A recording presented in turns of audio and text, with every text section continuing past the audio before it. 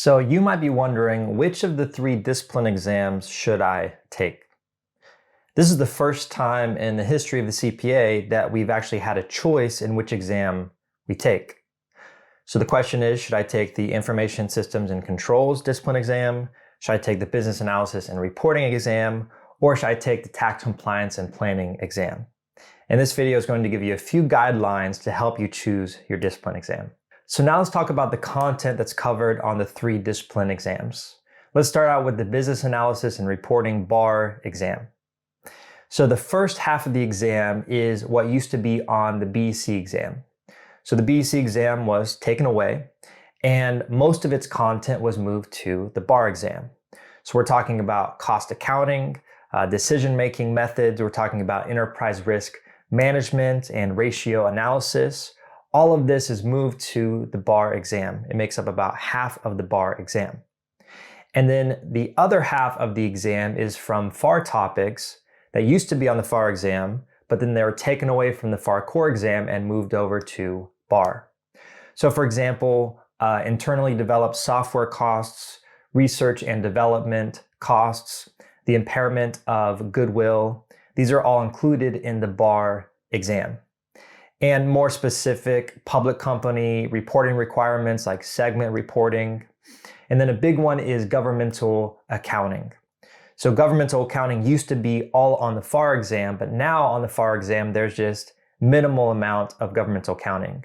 But the bar exam has a lot of governmental accounting. It's 10 to 20% of the bar exam.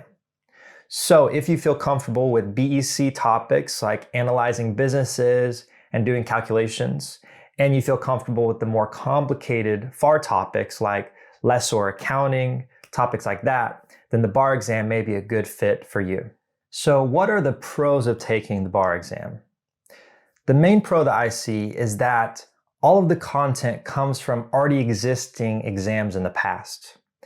This means that the questions are going to be more predictable than they are for the other discipline exams, because the AICPA already has these questions from the BEC exam and the FAR exam. So the predictability is the biggest pro that I see with the exam. And then on the con side of the exam, first is that it covers a lot of different topics. So since you're learning everything from cost accounting to lessor accounting to governmental accounting, it's a vast range of topics that you have to prepare for.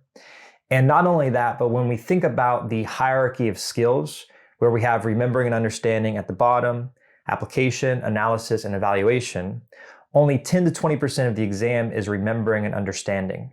So that's just like regurgitating information like definitions. But the rest of the exam is application and analysis. This means you're going to have to make a lot of calculations, and it's going to take a lot of applying the rules to the scenarios to solve the questions. So these are the pros and the cons of the bar exam. So now let's talk about the content covered on the Tax Compliance and Planning TCP discipline exam. So this exam is on taxation, but it's not just knowing the taxation rules, it's focused on how you can apply those rules to make the best tax decision.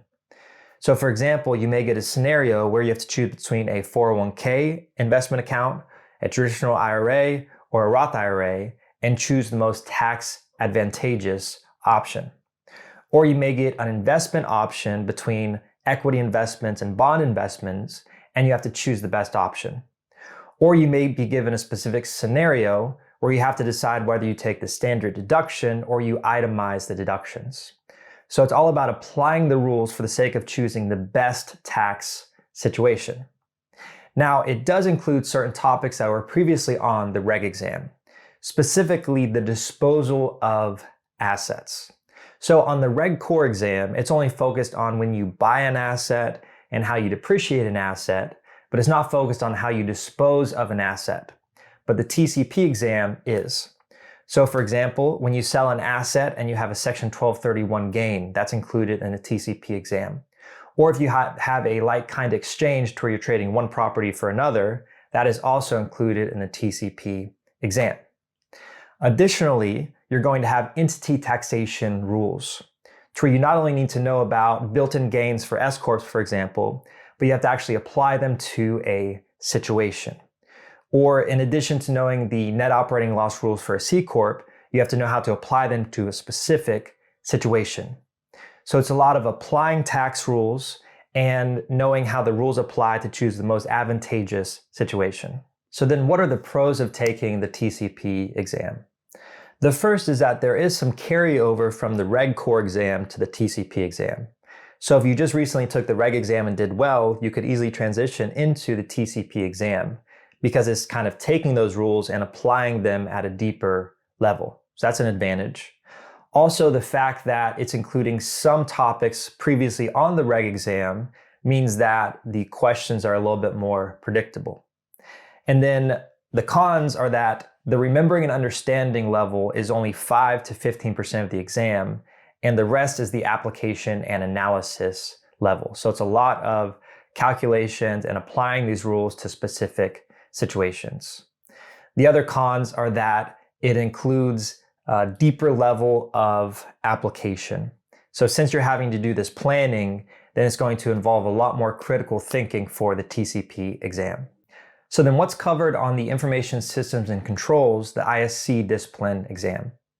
So this exam is all about information systems, it's about data protection, and preventing cybersecurity threats, and also about SOC engagements. So for example, you need to know about enterprise resource planning systems and other accounting information systems.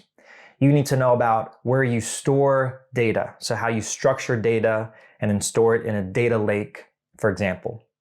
You need to know about the types of cyber attacks and the different plans you can set in place to defend and mitigate against those cyber attacks.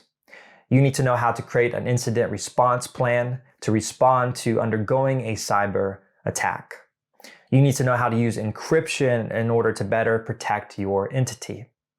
And then you also need to know about SOC engagements. This includes SOC 1 and SOC 2 and SOC 3 engagements, but primarily SOC 2 engagements. So you need to know how to use the trust services criteria to perform a SOC 2 engagement.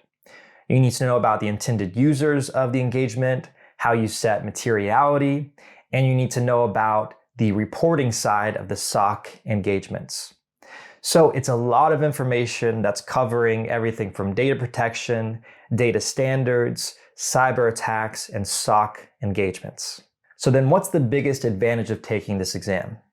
The biggest advantage is that there aren't going to be any calculations on the exam. There's no need for any numerical calculations because it's all theory and applying theory to situations. When we think about the levels of the skills, 55 to 65% of the ISC exam is remembering and understanding. So if you're really good at memorizing terms, memorizing lists, then you could do really well in this exam. The cons are that it's a brand new exam. So we don't exactly know what types of questions the AICPA is going to create. So that is a bit of a mystery. And also memorizing so many different types of data types and cybersecurity risks could be hard to memorize. So that can make the ISC exam difficult. So these are the pros and the cons of the ISC exam. So now that we've talked about all three of the discipline exams, it's really up to you to figure out which exam is best for you. Are you better at journal entries and business analysis for the bar exam? Are you better at tax rules and planning for the TCP exam? Or are you better at memorizing IT and data topics for the ISC exam? Now, I would suggest that if your review provider allows you to access all three discipline exams, go into each of the three and watch some videos on each of the three exams to see which one you like best. And from there, you can choose which one to really pursue.